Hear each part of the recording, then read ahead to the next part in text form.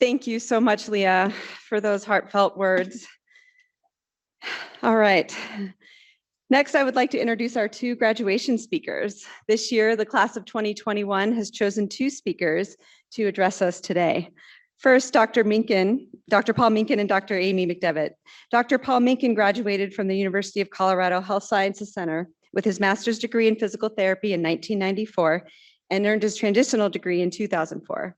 He completed a fellowship training in manual therapy from Regis University. Paul has assumed the role of track coordinator for the musculoskeletal content here at CU in 2004. He has also remained actively involved in patient care and clinical research. He will be retiring from the University of Colorado in June of 2022. Dr. McDevitt graduated from the University of St. Augustine with a master's degree in physical therapy in 2000 and completed her transitional DPT in 2004. Amy is a board-certified orthopedic clinical specialist and completed a fellowship in manual therapy in 2009. She is currently completing her PhD through the University of Newcastle, Australia, with an anticipated graduation date of 2023. Amy is an associate professor in the program and also practices at the University of Colorado Health, CU Sports Physical Therapy and Rehabilitation Clinic. She currently coordinates the foundational track of courses and the advanced manual therapy elective.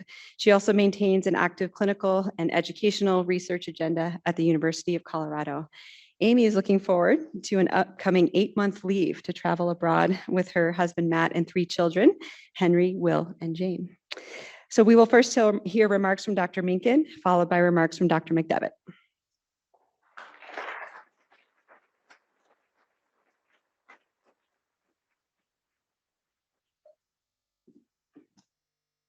Can you believe it?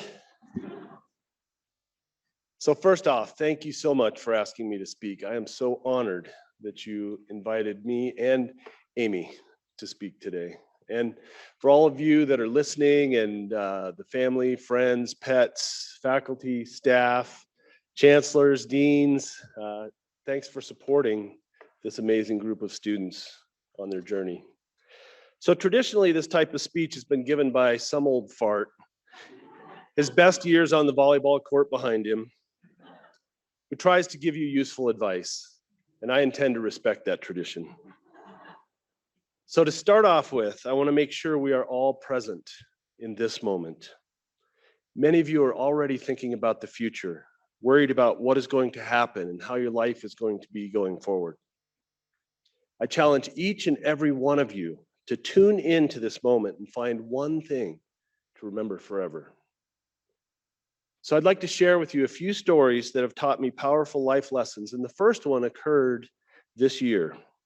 So in January of this year, one of my former students, who will be referred to as he who will not be named, asked me to do the triple bypass bike ride with him.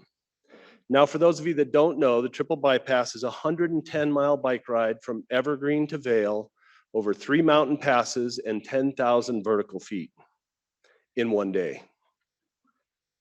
So I had never been on a road bike. I didn't even own a road bike. But I said, sure, what the heck? You know, I'm 53 years old. If I'm ever going to do something like this, I should do it now. And my high school basketball coach, Ernie Reichert, used to say to us, what is the worst thing that could happen? And we'd always say, oh, we could fail or we could look stupid. And he'd say, no, you could die. But we're all going to die someday, so why not live life to the fullest? So I bought a road bike and I started training. And I learned 3 things while training for this ride. Number 1, climbing sucks. Number 2, I am a slow climber. And number 3, when you're a slow climber, never spit to the inside of the road. So I trained my tail off for 6 months for this ride, and I was really nervous the night before. And my spiritual advisor, who also happens to be my 16-year-old daughter, told me the night before the ride, Dad, your biggest obstacle tomorrow is not going to be physical. The human body is an amazing thing and can do way more than you think it can. No, your biggest obstacle tomorrow is going to be mental. You're going to want to quit a dozen times, and you're going to have to dig down deep to be able to finish the ride. And you know, she was exactly right. I wanted to quit a dozen or more times, but I knew that I had put in the training and that I was prepared for this. So I finished the ride, and as soon as we got done, I said to he who will not be named, "Don't ever ask me to do anything like this again." It was the hardest thing I've ever done in my life, but it was so worth it.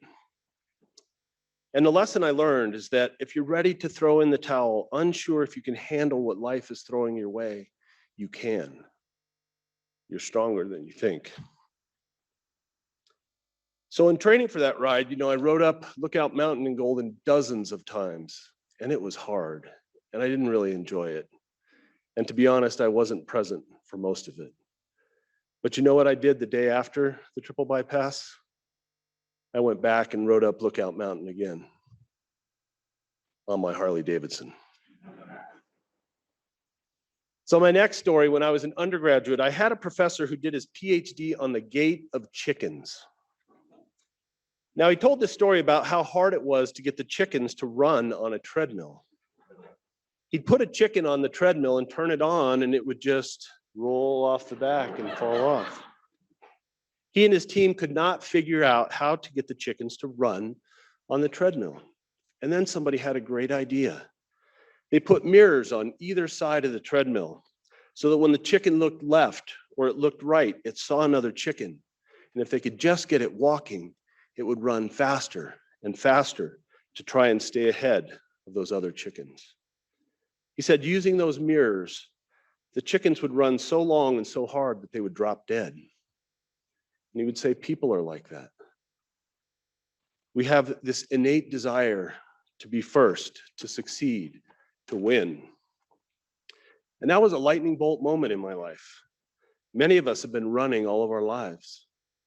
We feel we have the need to run into the future or away from the past, out from wherever we are, and above all, stay ahead of the other chickens. And this habit of constantly running has been transmitted to us by our ancestors. We didn't evolve to be happy, we evolved to survive. And I think that's why it's become difficult for us to stop and encounter life deeply in the present moment. In our distant past, if we stopped to smell the roses, we got eaten by a lion. So many of us run nonstop, chasing after our life's dream, and yet lose ourselves along the way.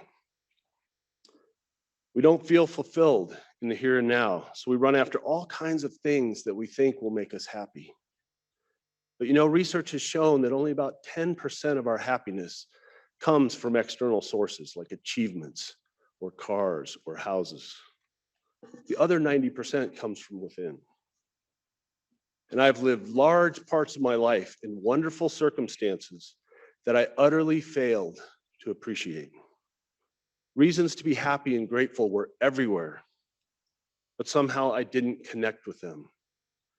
It was as though I was eating, but I couldn't taste the food. All my outward accomplishments didn't translate to inner satisfaction. Life was not what I thought it should be or what I expected it to be. And I'd been running all my life, and I was tired of running. Deep breath.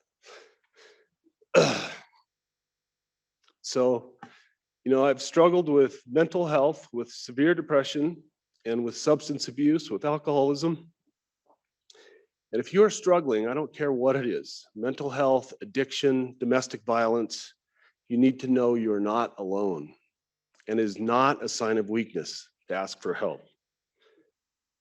On October 14th of this year, I celebrated 2 years sober. And I realized in truth that I didn't need to go anywhere or achieve anything. We only have moments in which to live our lives, and we only get them one at a time. So it is this moment that is important. And my destination today is the here and now. And if you think about it, the present moment is the only time we are ever alive in. The only time we can learn anything, express any kind of love or emotion. The only time we can see or hear or taste or touch or smell is now. And you've heard me say it before. Eckhart Tolle said, when you die, it will be now. So I've learned to turn around that old saying of don't just sit there, do something, into don't just do something, sit there. It's okay to do nothing Pascal said, all of man's difficulties are caused by his inability to sit in a room quietly by himself. Tuning into the present moment has made me realize that it's not what I have in life that makes me happy, it's how I live it. So I start each day with a prayer that I can love my family to the best of my ability, that I can treat every person I meet as a blessing with patience, tolerance, kindness, and love. Because I've realized it's all about love. I also pray that every day I can be of service in some small way, because I've realized that my purpose in life is to help others. So my other challenge for you today is this. From today forward, each and every day, do something that is impactful or helpful for another person. If we all just thought of ourselves a little less, were a little kinder, and helped others a little more, the world would be a much better place. And my final story, when I first took over teaching the musculoskeletal track here at CU, I had the privilege of teaching with a colleague I greatly respected. His name was Chris Lolich. Now, Chris was a private practice owner, a CU graduate, a graduate of an esteemed residency program, and an outstanding clinician who I looked up to and sought out for guidance when treating challenging patients. Now, he had survived a previous bout of leukemia, but about halfway through the semester, Chris started to not feel well.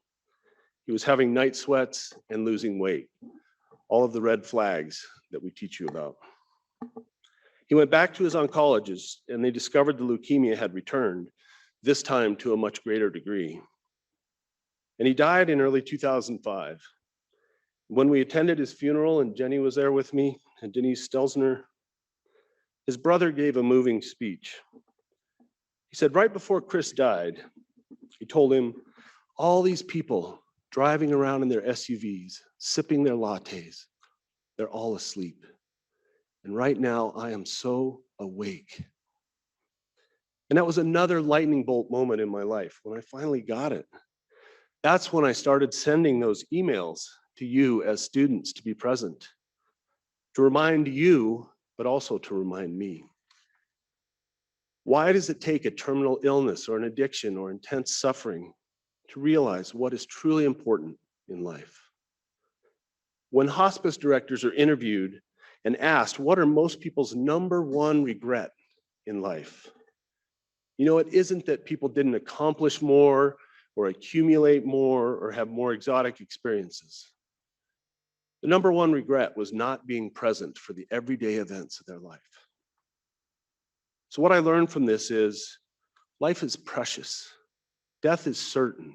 It will come to us all, but your time of death is uncertain. Today is a day that will never come again. What are you going to do with it?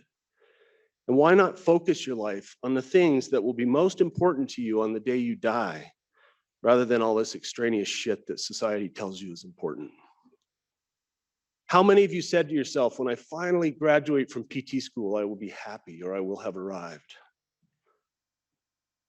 You focused your attention on this date, and here it is. But tomorrow, this moment that you waited so long to arrive will be a memory. It will be in the past. So where do you go from there? Are you going to set another artificial date somewhere in the future where you will finally be happy, be successful, or have arrived? My plea to you is do not do this. Don't live your life moving from one significant date to the next like some dot-to-dot puzzle, which, when finally completed, outlines who you are as a human being.